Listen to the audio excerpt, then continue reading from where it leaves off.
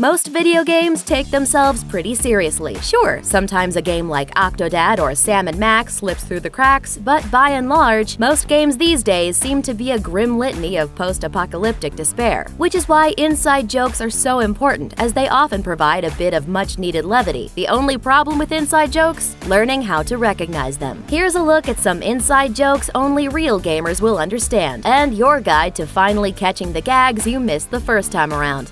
Zombie Genocider. You and your friends have probably competed to see who can kill the most virtual zombies, but that probably pales in comparison to the rivalry between the competing zombie titles Dead Rising and Left 4 Dead. See, in Dead Rising, there's an achievement called Zombie Genocider that players can earn by killing 53,594 zombies, the entire population of the city the game is based in. Well, Left 4 Dead decided to literally one-up that by putting in their own achievement to kill 53,595 zombies. Naturally, Dead Rising 2 responded with a new achievement requiring 53,596 kills, while Dead Rising 3 laughed at their own joke by raising the total to 53,597. Well, it's good to have goals anyway.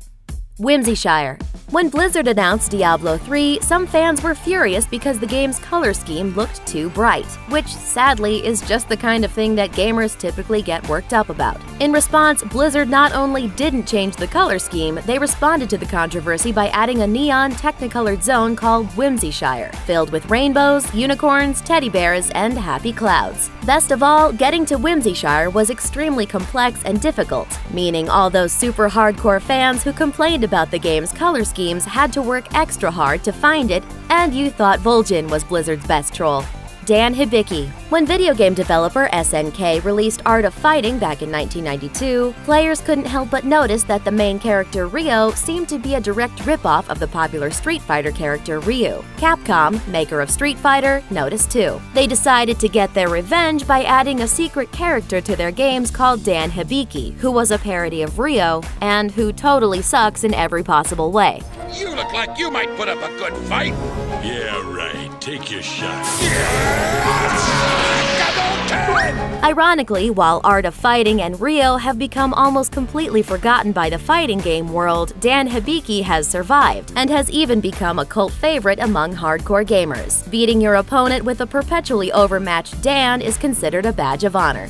Daddy's back. Every now and then, Grand Theft Auto 5's main character, Michael, will randomly shout an unusual catchphrase.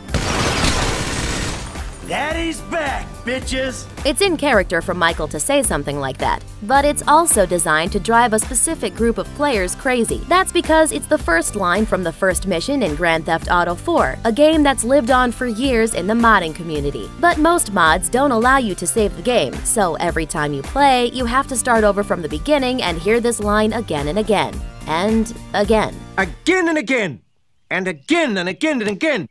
Making one of the lead characters of Grand Theft Auto 5 randomly say it is just rubbing salt in the wound.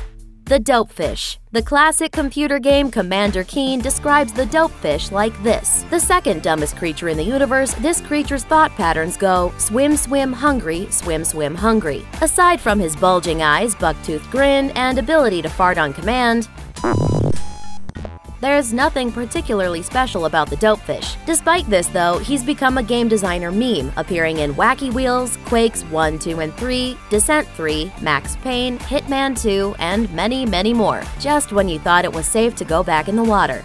Gilgamesh. From Chocobos to Sid, the Final Fantasy series has many recurring creatures and characters, but there's only one who has an in-story reason for popping up again and again. Gilgamesh! While most Final Fantasy games don't connect to each other directly, in Final Fantasy V, Gilgamesh is trapped in a void outside of space and time, leaving him free to show up as a fourth-wall-breaking Easter egg in almost every Final Fantasy game that's followed.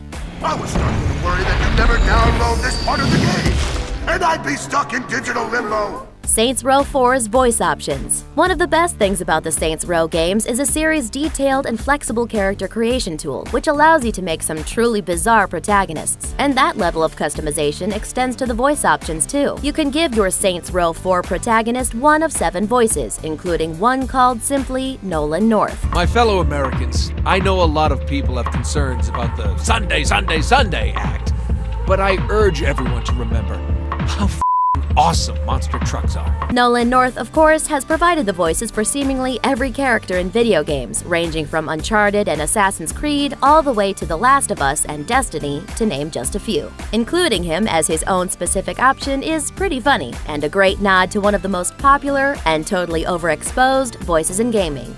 The Cucco Revenge Squad. It started as a joke in The Legend of Zelda: A Link to the Past. But the Cucco Revenge Squad, which is a group of angry chickens that descend from the skies to kill you if you harass one of their feathered brethren, has spread like a poultry plague across the gaming landscape. Beyond appearing in several Zelda games, the Revenge Squad has also popped up in everything from Super Smash Bros. To Guild Wars 2, and even got a shout-out in Hearthstone. In short, if you see a chicken in a video game, it's probably best to leave it alone. You know, just in case. Thanks for watching! Click the looper icon to subscribe to our YouTube channel. Plus, check out all this cool stuff we know you'll love too.